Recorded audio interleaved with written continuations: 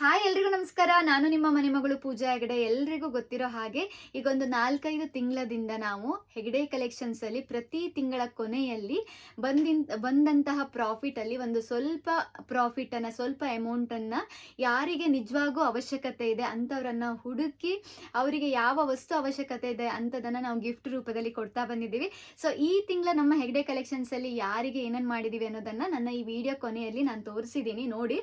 ಹಾಗೆ ನಾನು ತುಂಬ ಜನ ಕಮೆಂಟ್ ಹಾಕ್ತೀರಾ, ಲಾಸ್ಟ್ ಟೈಮ್ ಹಾಕಿದ್ದೀರಾ, ಸೊ ನೀವು ಮಾಡಿದ್ದನ್ನು ಯಾಕೆ ಹೇಳ್ಕೊತೀರಾ ಸೋಷಿಯಲ್ ಮೀಡಿಯಾದಲ್ಲಿ ಅಂತ. ಪ್ರತಿ ವಿಡಿಯೋದಲ್ಲೂ ನಾನು ಹೇಳ್ತೀನಿ, ಯಾಕೆ ನಾವು ಹೇಳ್ತಾ ಇದ್ದೀವಿ ಅಂದರೆ, ಇದನ್ನು ನೋಡಿ, ಅಂದರೆ ನಾವು ಮಾಡಿರುವ ವಿಡಿಯೋವನ್ನು ನೋಡಿ ನೀವು ಕೂಡ ಅಂಥವರಿಗೆ ಸಹಾಯ ಮಾಡಿದರೆ ತುಂಬ ಅವರಿಗೂ ಕೂಡ ಹೆಲ್ಪ್ ಆಗುತ್ತೆ. ಈಗ ನಮ್ಮ ಸುತ್ತಮುತ್ತನೇ ತುಂಬ ಜನ ಸಹಾಯ ಬೇಕಾಗಿರೋರು ಇರ್ತಾರೆ. ಸೊ ಅಂಥವರಿಗೆ ನಮ್ಮ ಕಡೆಯಿಂದ ಆದಷ್ಟು ಸಹಾಯ ಮಾಡೋಣ ಅನ್ನೋದು ನನ್ನ ಉದ್ದೇಶ ಆಗಿರುತ್ತೆ. ನಮ್ಮ ವಿಡಿಯೋ ಈಗ ಒಂದು 10,000 ಜನ ನೋಡಿದರೆ ಯಾರಾದರೂ ಒಂದು ಇಬ್ಬರು ಆ ಥರ ಮನೋಭಾವನೆಯನ್ನು ಬೆಳೆಸ್ಕೊಂಡು ಒಂದು 4 ಜನರಿಗೆ ಹೆಲ್ಪ್ ಮಾಡಿದ್ರೆ ಆ 4 ಜನ ಖುಷಿಯಾಗಿರ್ತಾರೆ ಅಲ್ವಾ. ಸೊ ಅದು ನಮ್ಮ ಉದ್ದೇಶ ಆಗಿರುತ್ತೆ. ಅದಕ್ಕೋಸ್ಕರ ಹೇಳ್ತೀವಿ ಹೊರತು ಯಾವುದೇ ಒಂದು ನಮ್ಮ ಬಿಸ್ನೆಸ್ ಚೆನ್ನಾಗಾಗಬೇಕು, ನಮ್ಮ ನೋಡಿ ಇನ್ನೊಂದಿಷ್ಟು ಸಾರಿ ಖರೀದಿ ಮಾಡಬೇಕು, ಆ ಥರ ಉದ್ದೇಶ ನಮ್ಗೆ ನಿಜವಾಗೂ ಇಲ್ಲ.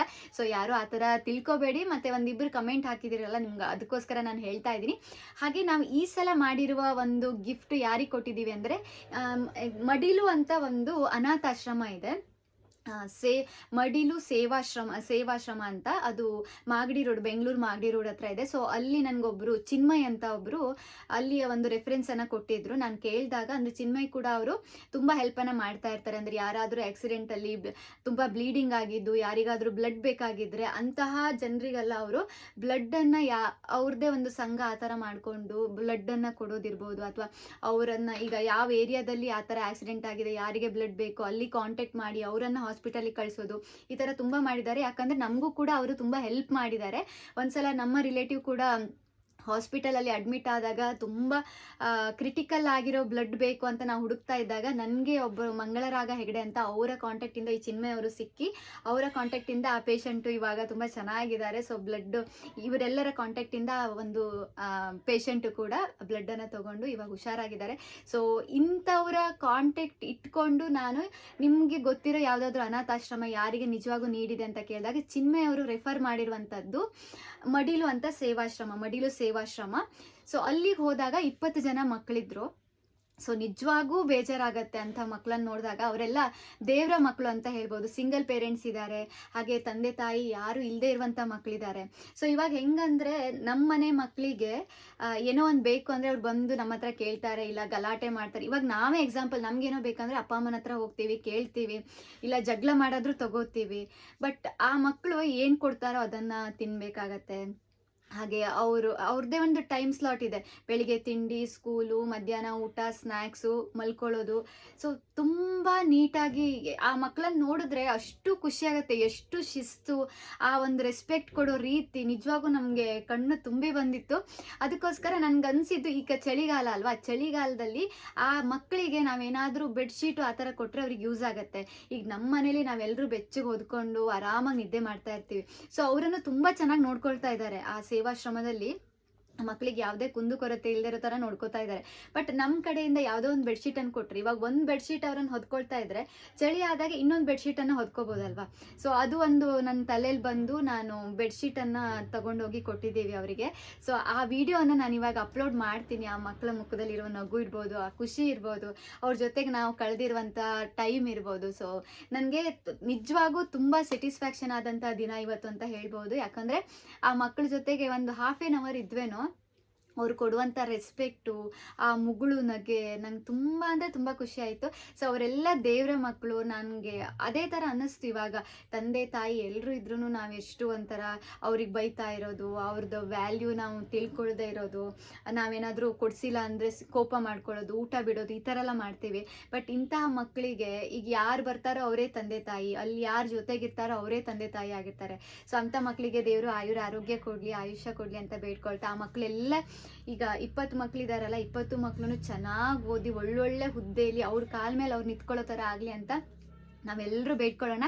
ಹಾಗೆ ನಾವು ಇವತ್ತು ಹೆಗ್ಡೆ ಕಲೆಕ್ಷನ್ಸಿಂದ ಹೋಗಿ ಅವರಿಗೆ ಗಿಫ್ಟನ್ನು ಕೊಟ್ಟಿರ್ಬೋದು ಆ ಮಕ್ಕಳಿಗೆ. ಬಟ್ ಈ ಗಿಫ್ಟ್ ಕೊಡೋಕ್ಕೆ ಕಾರಣ ಆದವರು ನೀವೆಲ್ಲ ಪರ್ಚೇಸ್ ಮಾಡಿರೋದ್ರಿಂದನೇ ನಮಗೆ ಪ್ರಾಫಿಟ್ ಬಂದು ಆ ಪ್ರಾಫಿಟಲ್ಲಿ ಇದನ್ನು ನಾವು ಅವ್ರಿಗೆ ಕೊಟ್ಟಿದ್ದೀವಿ. ಈಗ ಯಾರೂ ಪರ್ಚೇಸೇ ಮಾಡಿಲ್ಲ ಆ ಥರ ಆಗಿದ್ದರೆ ನಮ್ಮ ಹತ್ರನೂ ಕೊಡೋಕೆ ಆಗ್ತಾ ಇರಲಿಲ್ಲ, ಯಾಕಂದರೆ ನಮ್ಮದೇ ಕಮಿಟ್ಮೆಂಟ್ಸ್ ಇರುತ್ತೆ.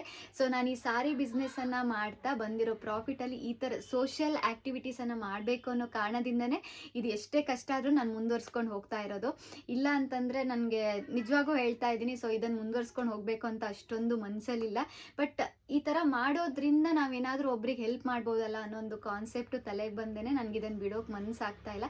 ಸೊ ನಿಮ್ಮೆಲ್ಲರ ಪ್ರೀತಿ ಎಷ್ಟು ದಿನ ತನಕ ಇರುತ್ತೋ ನಾನು ಅಷ್ಟು ದಿನವೂ ನನ್ನ ಕೈಲಾದಷ್ಟು ನಾನು ಯಾರಿಗೆ ಅವಶ್ಯಕತೆ ಇದೆಯೋ ಹುಡುಕಿ ನಾನೇನು ಜಾಸ್ತಿ ಲಕ್ಷಗಟ್ಟಲೆ ಕೊಡ್ತಿದ್ದೀನಿ, ಕೋಟಿಗಟ್ಟಲೆ ಕೊಡ್ತಿದ್ದೀನಿ ಅಂತಲ್ಲ. ಇವಾಗ ಎಲ್ಲೋ 1,000 2,000 ಕೊಟ್ಟರು ಅವ್ರಿಗೆ ಅದು ಅಷ್ಟು ದೊಡ್ಡ ಅಮೌಂಟ್ ಆಗಿರುತ್ತೆ, ಅಷ್ಟು ಖುಷಿ ಪಟ್ಟಿರ್ತಾರೆ. ಸೊ ಸ್ಪೆಷಲ್ಲಾಗಿ ನನ್ನ ಕಸ್ಟಮರ್ಸ್ಗೆ ಎಲ್ಲರಿಗೂ ಥ್ಯಾಂಕ್ ಯು ಸೋ ಮಚ್. ನನ್ನ ಫಾಲೋವರ್ಸ್ಗೆ ಇಷ್ಟು ಪ್ರೀತಿ ತೋರಿಸ್ತಾ ಇರೋದಕ್ಕೆ. ಇದು ನಮ್ಮ ದುಡ್ಡಲ್ಲ, ಅವ್ರಿಗೆ ಹೆಲ್ಪ್ ಮಾಡಿರೋದೆಲ್ಲ ನಿಮ್ಮ ದುಡ್ಡಾಗಿರುತ್ತೆ. ಸೊ ನೀವೇ ಕೊಟ್ಟಿದ್ದೀರಾ, ಸೊ ನೀವೆಲ್ಲರೂ ಆಶೀರ್ವಾದ ಮಾಡಿ ಆ ಮಕ್ಕಳಿಗೆ ಒಳ್ಳೆಯದಾಗಲಿ ಅಂತ. Thank you so much. ಇದೇ ಥರ ಸಪೋರ್ಟ್ ಮಾಡಿ. ಹಾಗೆ ನಾವು ಪ್ರತಿ ತಿಂಗಳ ಈ ಥರ ಯಾರು ತುಂಬ ಅವಶ್ಯಕತೆ ಇದೆ ಅವರನ್ನು ಹುಡುಕಿ ಮಾಡ್ತಾ ಇರ್ತೀವಿ. ನನ್ನ ಫಾಲೋವರ್ಸಲ್ಲಿ ಯಾರಾದರೂ ನಿಜವಾಗೂ ತುಂಬ ಕಷ್ಟದಲ್ಲಿದ್ದೀರಾ, ತುಂಬ ಏನೋ ಒಂದು ಪ್ರಾಬ್ಲಮಲ್ಲಿ ಇದ್ದೀರಾ ಅಂದರೆ ನನ್ನ ನಂಬರ್ಗೆ ಕಾಂಟ್ಯಾಕ್ಟ್ ಮಾಡಿ. ನಿಜವಾಗೂ ನಿಮಗೆ ನೀಡಿದೆ ಅಂತಂದರೆ ನಾವು ಬ್ಯಾಕ್ ಎಂಡಲ್ಲಿ ಎಲ್ಲ ವಿಚಾರಿಸಿ ನಮ್ಮ ಕೈಲಾದಷ್ಟು ಸಹಾಯವನ್ನು ಕೈಲಾಗುವಷ್ಟು ತನಕನೂ ಮಾಡೋಕ್ಕೆ ಟ್ರೈ ಮಾಡ್ತೀವಿ.